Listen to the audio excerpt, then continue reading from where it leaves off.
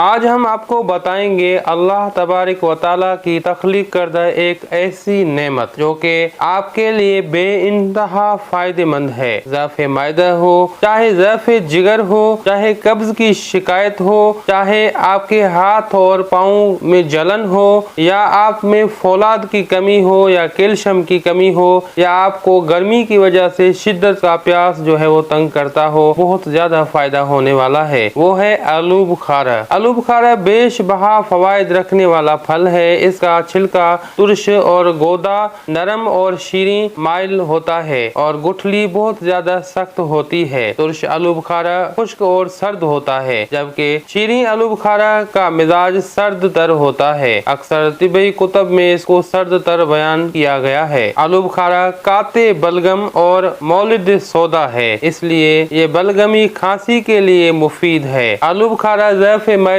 اور قبض کی شکایت کو ختم کر دیتا ہے، مسکن حرارت و صفرا ہے، پیاس کی شدت کو تسکین دیتا ہے، اور ایسے افراد جن میں فولاد اور کیلشیم کی کمی ہو ان کے لیے مفید ہے۔ آلو بخارا ہیپاٹائٹس کے لیے، یعنی امراض جگر میں ہیپاٹائٹس بھی آتا ہے، کئی ایک امراض جگر ہیں، ان کے لیے یہ بے انتہا مفید ہے۔ اسپیشل ہی ہاتھ پاؤں کے جلن جو کہ جگر کی گرمی کی وجہ سے ہو جاتا ہے، اس کے لیے یہ تیر و ہدف دوا ہے۔ تو اس میں استعمال کرنے کے جو طریقہ ہے، بہترین جو طریقہ ہے استعمال کرنے کا اس کو، وہ یہ ہے کہ اس کا شربت بنا کر استعمال کیا جائے۔ شربت بنانے کی ترکیب یہ ہے: چند دانے املی رات کو پانی میں بھگو دیں، اور چند دانے آلو بخارا اور املی کے، یعنی 5 دانے اگر آپ آلو بخارے کے جو ہے وہ بھگوتے ہیں پانی میں، تو تھوڑی سی املی حسب ذائقہ آپ اس میں بھگو دیں، تاکہ اس کے فلیور میں بھی کافی بہتری آتی ہے۔ اور املی بھی اسی جنس سے ہی ہے، تقریباً اس کے خواص بھی اس جیسے ہی ہیں، تو اس کے خواص بھی دگنے ہو جاتے ہیں۔ تو اس کو صبح کو اچھی طرح سے مل کر چھان کر وہ شربت آپ جتنا پی سکتے ہیں اپنی ضرورت کے حساب سے پی لیجئے۔ اگر اس میں شہد ڈال کر میٹھا کیا جائے تو اس کی جو تاثیر ہے وہ